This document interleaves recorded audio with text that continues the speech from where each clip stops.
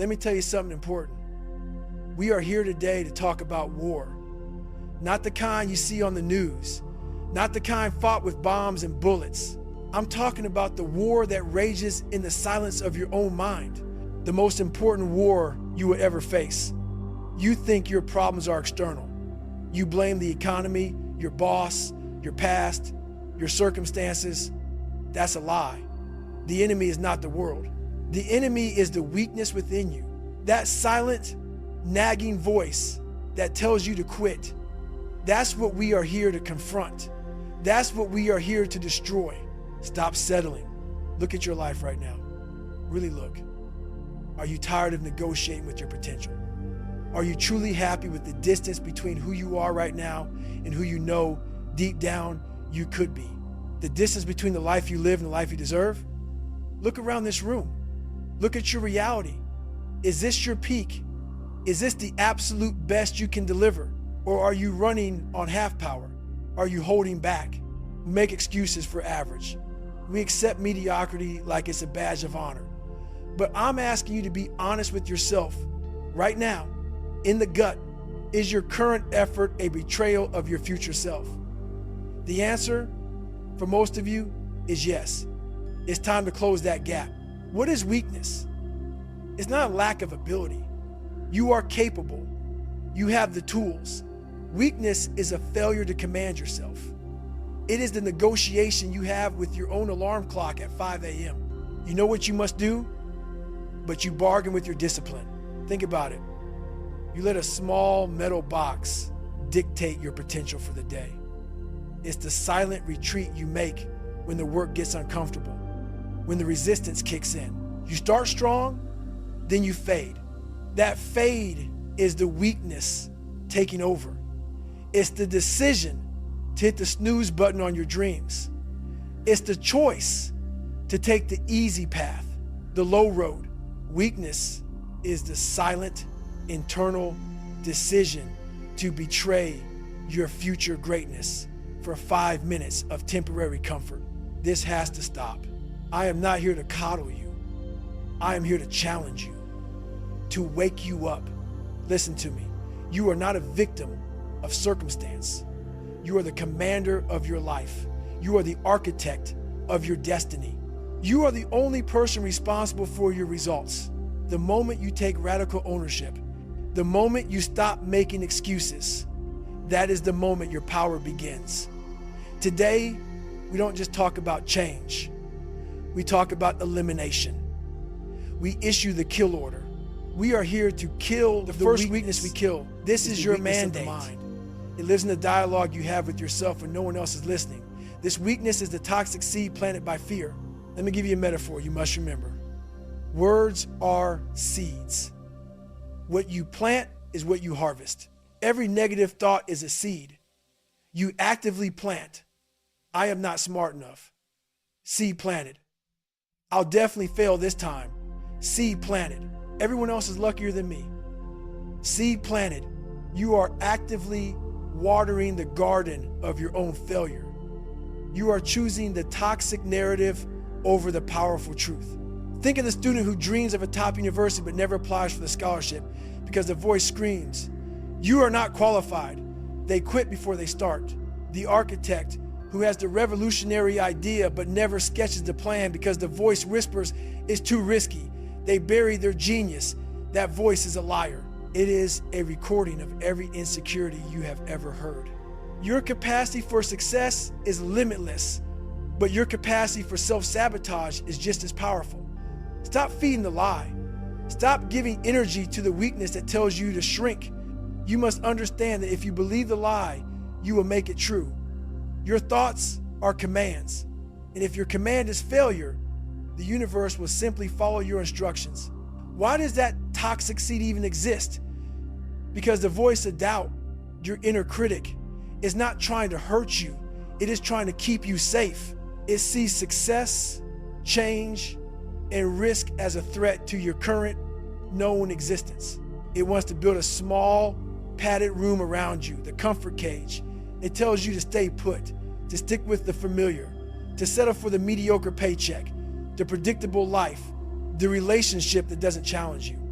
Contrast and consequence are key here. Safety is the cage of a coward. Comfort is the killer of destiny. That cage will keep you alive. Yes, it will keep you warm and predictable, but it will also keep you small. You will live and die knowing you never even attempted the life you were meant to lead. Look at innovators like Thomas Edison. He didn't just fail 100 times, he failed thousands of times before the light bulb worked. Every single time, his inner critic, the voice of the comfortable, must have screamed, "Stop, you are wasting time. Go back to something predictable." But he chose the uncertain, painful path of destiny over the safe, predictable path of the cage. He chose creation over comfort. Every single major breakthrough in human history came from someone who chose the unknown street over the known cul-de-sac. Now, I ask you a serious question. Are you willing to trade a huge, uncertain future for a small, predictable life? You must decide which pain you will accept. The pain of discipline or the agonizing, inescapable pain of regret. The only way to kill this weakness of the mind is to stop being a passive listener and become an active commander. When the voice of doubt speaks, you do not argue with it. You do not reason with it. You issue a counter command. Doubt is an old recording playing on a loop. Your counter command is the new, live broadcast of your future. You must speak louder than the weakness. You must be more absolute than the fear. This is the strategy of the warrior. When the mind says retreat, you command advance. When that moment comes, and it always comes when you are exhausted, when the pressure is intense, when you are standing on the edge of failure, you must deploy your internal arsenal. You must use repetition to hammer the truth into your subconscious. You must use your strongest voice, the voice of the commander, and repeat, "I am capable, I am strong, I will succeed." Repeat it until the lie shrinks. Repeat it until the fear retreats. Repeat it until your body and mind have no choice but to obey the absolute command of your will. Your mind is a tool, not your master. You don't ask your hammer for permission to hit the nail. You use it. You must use your mind to build, not to negotiate. This is the moment where the internal war is won or lost. We must also kill the emotional weakness. This is the weakness of self-pity, resentment, and uncontrolled anger. These are not strengths, they are anchors. Let's use the analogy of the ship's control room. Your emotions, your anger, your pain, your sadness are just signals on the dashboard. They're data points. They tell you something is wrong, or something is missing, or something hurts. But listen closely. Do not let signals command the vessel. The signal light does not steer the ship. The captain steers the ship. When you indulge in self-pity, you are allowing the weakness of sorrow to take the steering wheel. Self-pity is a narcotic. It feels comfortable, but it makes you useless. When you hold on to resentment and anger for years, you are letting the past control your present energy. That is weakness. Think of the person who holds a grudge against someone from 5 years ago.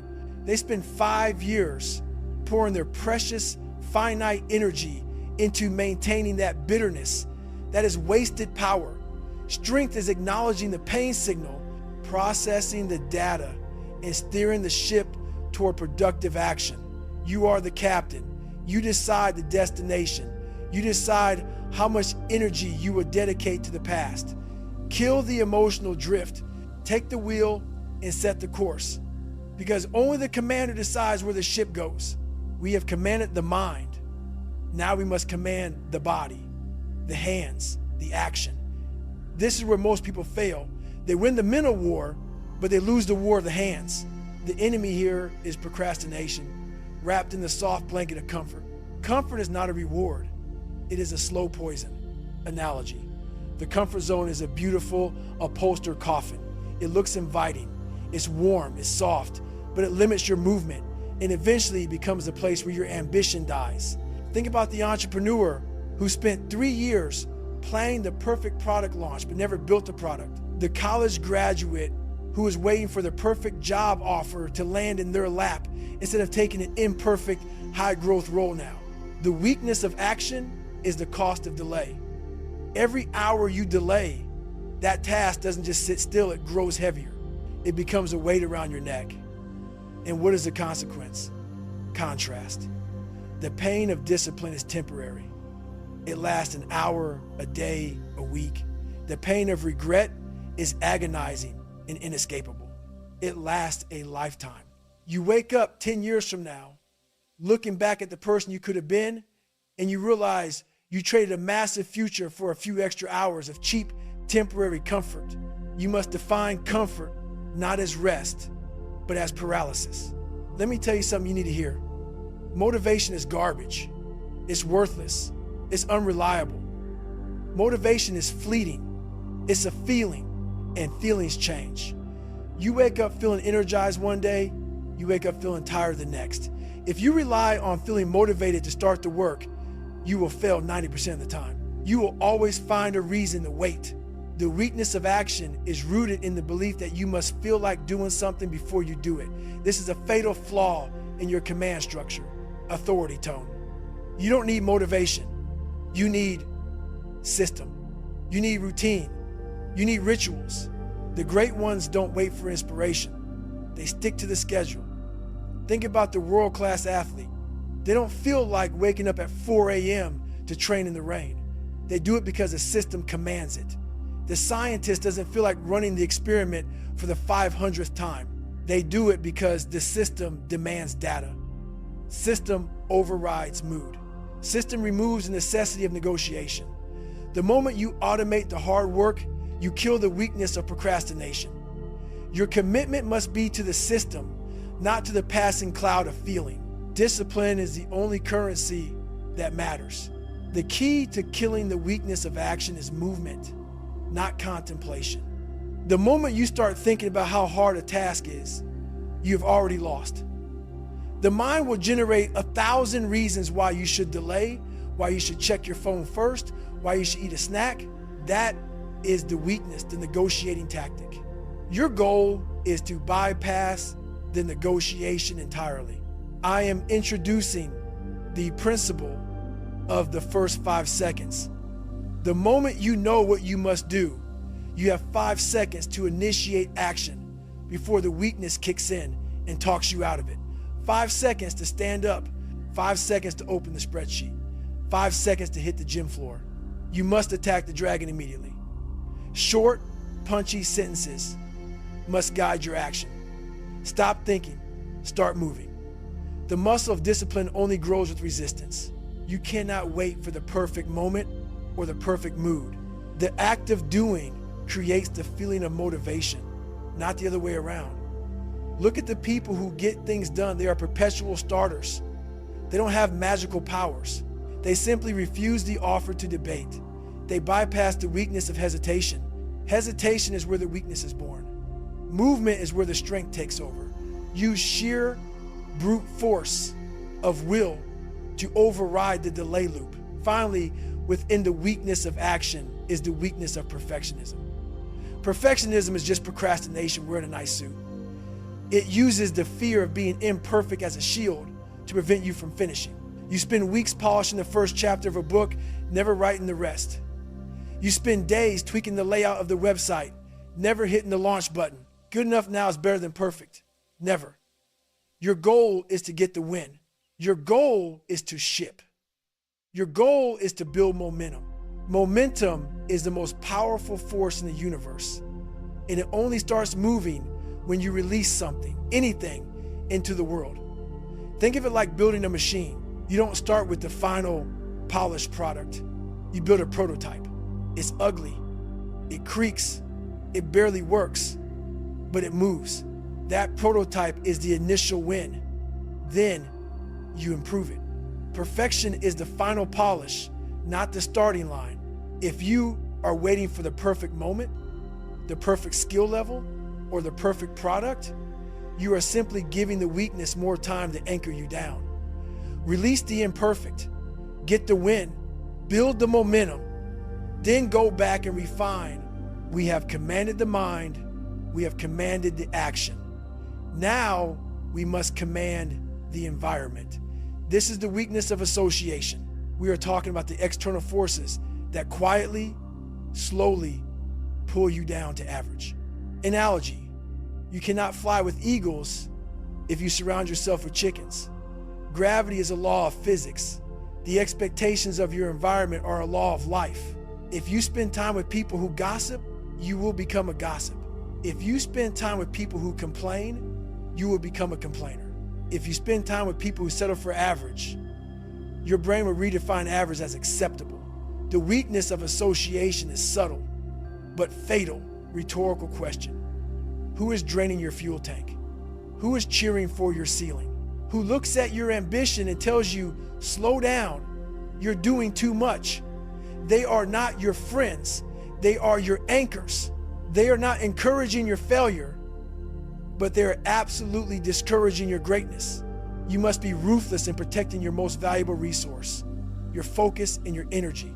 This is the Energy Vampire Protocol, and it requires tough love. You must make the ruthless cut. You must audit your inner circle and apply this one law. If they are not helping you grow, they're helping you rot. There is no neutral ground. There is no middle setting. They are either contributing to your ascent or actively participating in your decay. You have a finite amount of time, energy, and attention. To dedicate any of that to people who drag you down is self-sabotage. It is the definition of weakness. Tough love. Be ruthless with your time. Be selfish with your energy. That doesn't mean being unkind. It means being disciplined. You must prioritize your purpose over cheap social comfort. Think of the successful people you admire. They are fiercely protective of their calendar and their contacts. They have walled gardens around their ambition. You cannot save everyone. Your mission is to save yourself and then, from a position of strength, uplift others. But if they refuse to rise, you must release the anchor. It is the hardest choice, but it is the strongest choice. Once you remove the negative gravity, you must replace it with positive pressure. We shift focus to building a high standard environment.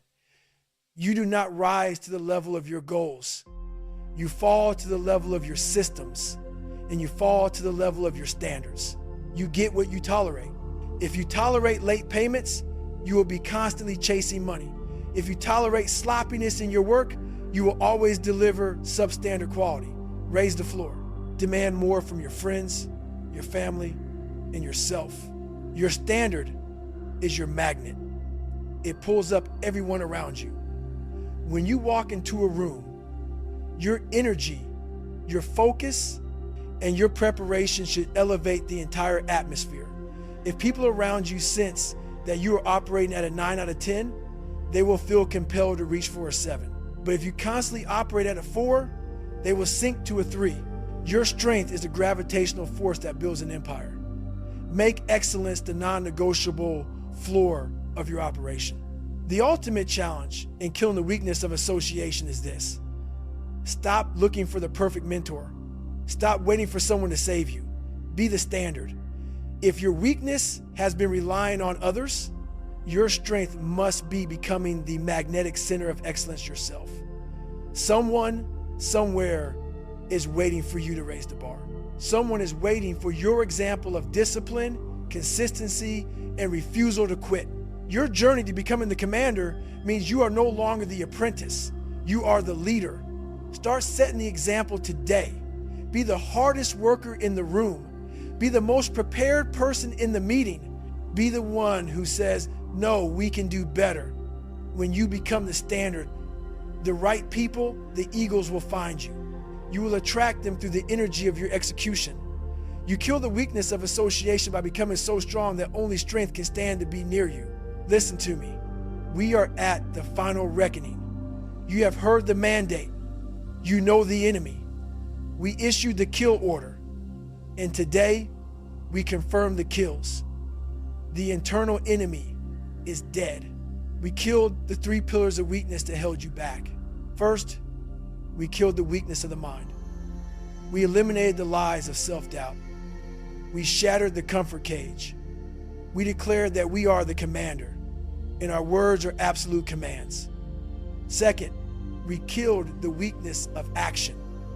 We burned the upholstered coffin of procrastination. We declared that system is king, motivation is worthless, and we will attack the dragon of the hard task within the first 5 seconds. Third, we killed the weakness of association. We cleared the chicken coop. We made the ruthless cut. We raised the floor, and we became the center of excellence. Strong repetition. Weakness has no place here. Weakness has no voice here. Weakness dies today. You are now running on pure, unadulterated strength. This is the moment of truth. You are standing here, energized, challenged, and armed with a plan. But what happens if you walk away now and do nothing? I want you to look into the mirror of regret. Look 10 years into the future. You are sitting there, maybe a little softer, a little slower, a little quieter. You will look back at this exact moment, this fire, this commitment, and you will hear one single agonizing question echoing in the silence of your average life. What if? The what if is the most painful phrase in the human language. What if you had gotten up at 5 a.m. that morning? What if you had launched a product? What if you had walked away from those energy vampires? What if you had truly committed to being a commander instead of a victim? That regret is not temporary. It is permanent. It is a slow, bitter poison. It is the cost of knowing what you could have been and settling for what you were. Do not choose that future. Do not betray the warrior you are right now for the comfort of the person you were yesterday. It is time to cement the warrior's code. This is your commitment. I want you to internalize this rhythm. This is the mantra of the relentless. This is the sound of success. Listen and let these words be the last sound that weakness ever hears. This is your life. Command it. This is your fear. Control it. This is your pain. Use it. This is your mission. Execute it. This is your system. Respect it. This is your discipline. Maintain it. This is your moment. Seize it. This is your destiny. Take it. This is your strength. Unleash it. Don't clap. Don't cheer. Don't exchange pleasantries.